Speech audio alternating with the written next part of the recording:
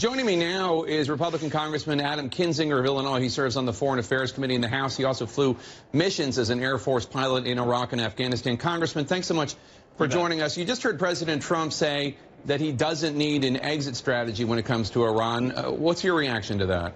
I don't look too much into that. I'm not a big fan of foreign policy by Twitter, but I think the president in this case is right to actually be pretty tough in his talk. I mean, the reality is Iran better not think that they can do what they did, for instance, to the drone last time. I thought, frankly, the president should have struck in areas of Iran, at least with what they used, and hit them back.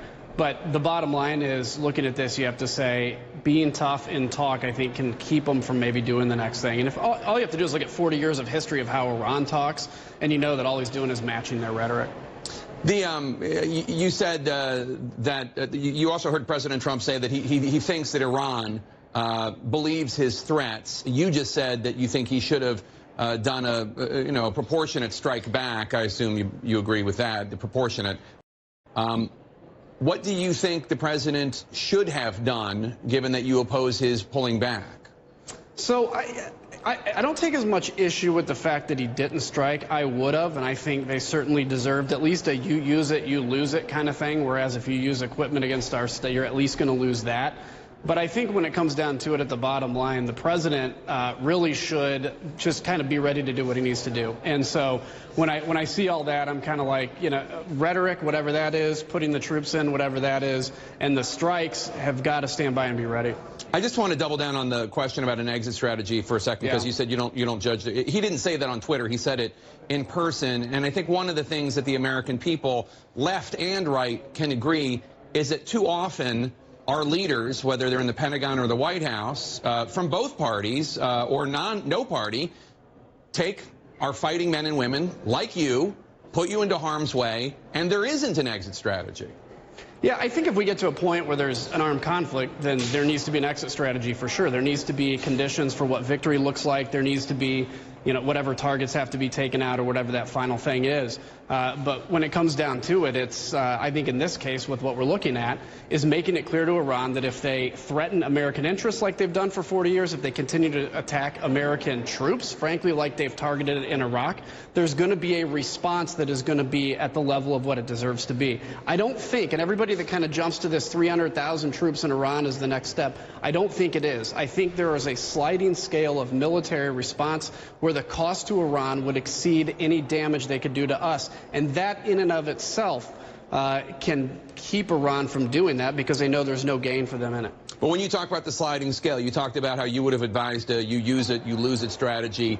Iran fires on our drone, we fire on their missile base or whatever it was that took out our drone. Are you concerned at all that any military strike would escalate the conflict, ultimately leading to loss of life, both innocent Iranians, innocent Americans, innocent people in the region?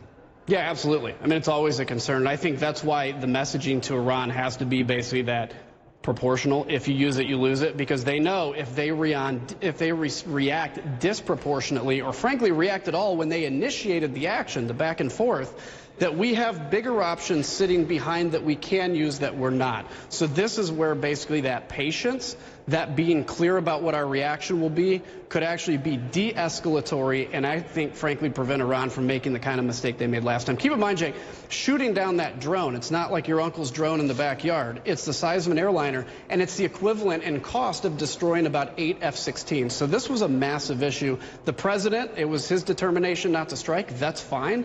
But I think it now needs to be clear to Iran that there will be consequences. Iran said today they have no interest in obtaining nuclear weapons. Listen to what National Security Advisor John Bolton said regarding a desire to bring Iran to the negotiating table. The president has held the door open to real negotiations to completely and verifiably eliminate Iran's nuclear weapons program. All that Iran needs to do is to walk through that open door. Iran says they have never left the negotiating table. They're still in the Iran deal. It's the U.S. that left. Yeah, but I think the point on this is very clear. So after Iran entered the deal, I wasn't a big fan of the deal. After they entered the deal, You constrain to an extent a nuclear weapon program for a finite amount of time, but what we saw immediately after that was a massive cash infusion into their expeditions all around the Middle East. You saw it in Syria, Yemen, Lebanon, and elsewhere. And so what the president, in his prerogative, came in and said is, we're fine with a nuclear deal. It has to last longer. We're already halfway through when parts start expiring. But then on top of that, we have to ensure that you're not going to take any benefit and use it on these forays and attack American interests, allies, friends, etc. All right, Republican Congressman Adam Kinzinger, thanks for your time as always. We appreciate it. You bet, Jake. See ya.